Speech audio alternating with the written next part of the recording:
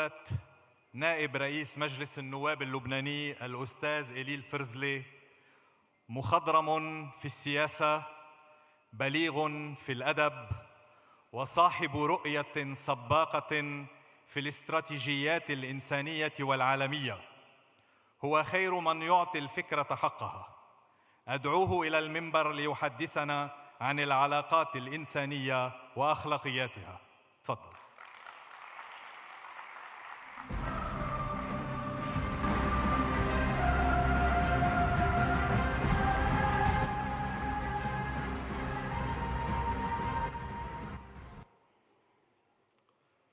كنت قد أعددت كلمة من وحي وجود فخامة رئيس الجمهورية الذي اضطر للمغادرة لأسباب خارج عن الإرادة، إلا أن طيفه لا يزال يرفرف فوقنا جميعا، فنأمل أن نستلهم منه ما يجب أن يستلهم.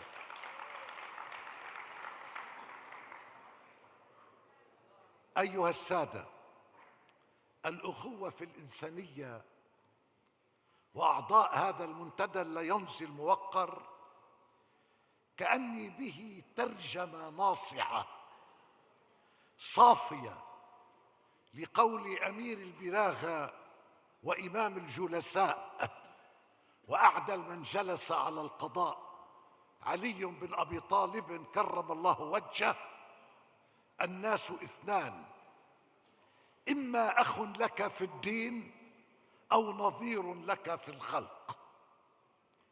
الليونسية لمة الأخيار الأبرار، أهل الحصافة والنهى والأشواق النفسية هم موقظوها، والعواطف هم المصورون لها، وسرور الحياة هم الذين حولوه إلى الفن، وهذا كله توكيد لاتصالهم بالقوة الأزلية المدبرة.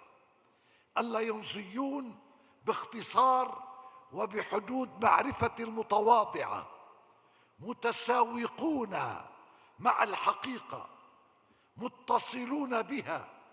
هذه الديانة الرقيقة التي من شريعتها إصلاح الناس بالخير والجمال، المتدفقة بالحياة، كأن بنيانها القيمي الأخلاقي عروق في جسم حي متوثب للإخاء الإنساني والحرية والمساواة.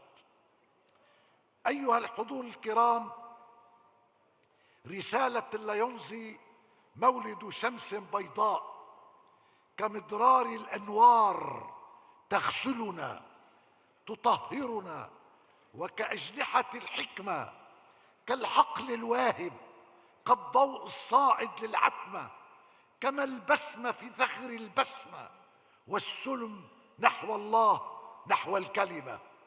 رسالة الليونز كنبع المؤمن الدفاق تجري في الشرايين، تخط في القلب روائع كاشفات. العالم الصوفي لنعبر الحواجز كخاطف الأبصار، نلبس درع العدل والحق وقاء، وها هنا يطيب اللقاء يوشحنا بقلادات الإيمان. إنه الفكر الليونسي بطاقة السفر للإباء، فكر يأنف تسابيح الرياء، يمقت أباطيل الدعاء، فكر إنساني محض تطهر من عنعنات الأنا، فأكرم الإيمان صدق الأمناء. فهل نعي العظة السمحاء تشيع وسع فضاء النور، تموج في الشفق الوردي من مدائعها كل مكان صفاء، وإذا امحت في الصفوة القيم، وإذا اختفت في الكبوة الشيم، وحدها الليونسية تشد الأواصر بين القلوب، وإذا تفاقمت الآراء في وصلها نعم فنعم الولاء. إنها الليونز من المكر براء. وتسألون ما هذا اللبنان؟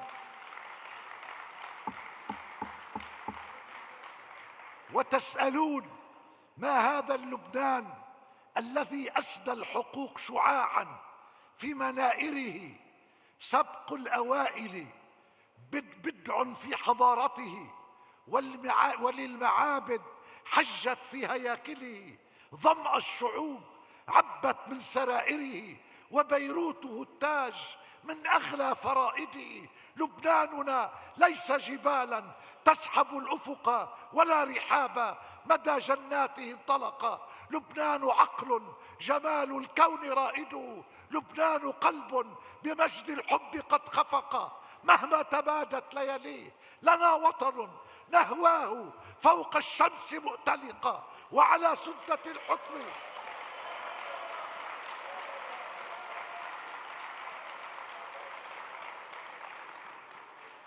فوق الشمس مؤتلقا، وعلى سدة الحكم في لبنان أطل العماد، عماد الوطن ميشيل عون يجلجل في الخاطرات الفصا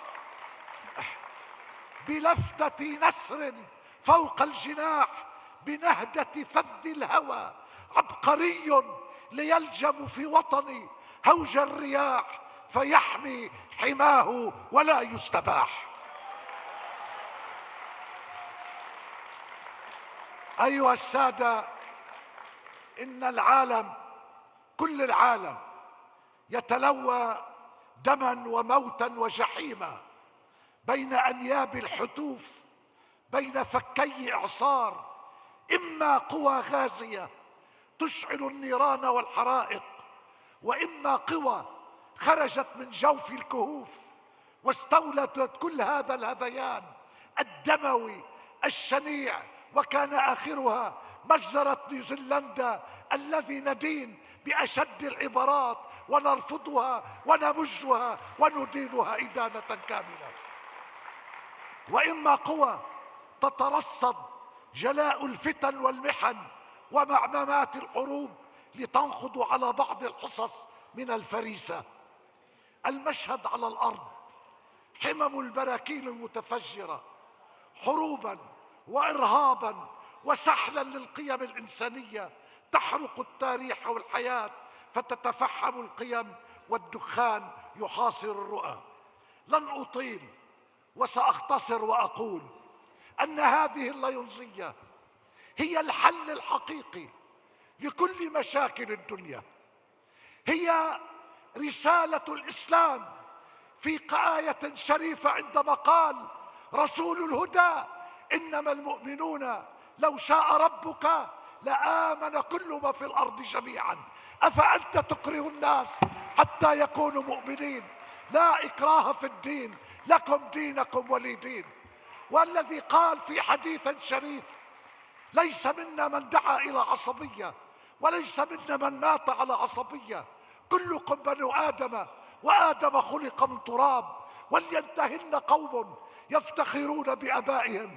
أنا أخو كل تقي ولو كان عبدا حبشيا، وبريء من كل شقي ولو كان شريفا قريشيا. لا فضل لعربي على أعجمي أو لأبيض على أسود إلا بالتقوى. أليست هذه الليونزية؟ ألم يقف السيد المسيح له المجد والذي عندما قال لتلامذته ستدخلون ملكوت السماوات، أجابوه: لماذا ندخل ملكوت السماوات؟ قال: كنت جوعانا فأطعمتموني، وعريانا فكسوتموني، ومريضا فعدتموني، وسجينا أتيتم إليه. قالوا له: متى قلت هكذا يا معلم؟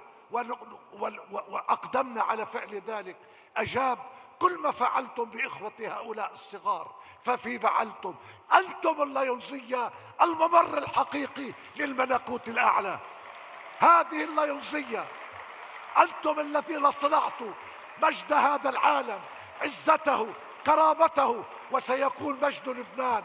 وأختم لأقول: هذا الوطن كان لبنان يوم شاء إلهي أن تكون الدنى ترابا وماء، جبلا أبيض الحمامة حرا، ذا جلال يطاول الجوزاء، أخضر الفيء عنبريا يغذي، غرسة الأرز في الأعالي علاء، أرزة مثلنا تعيش وتبقى رغم أنف الدهور تأبى الفناء. والسلام عليكم.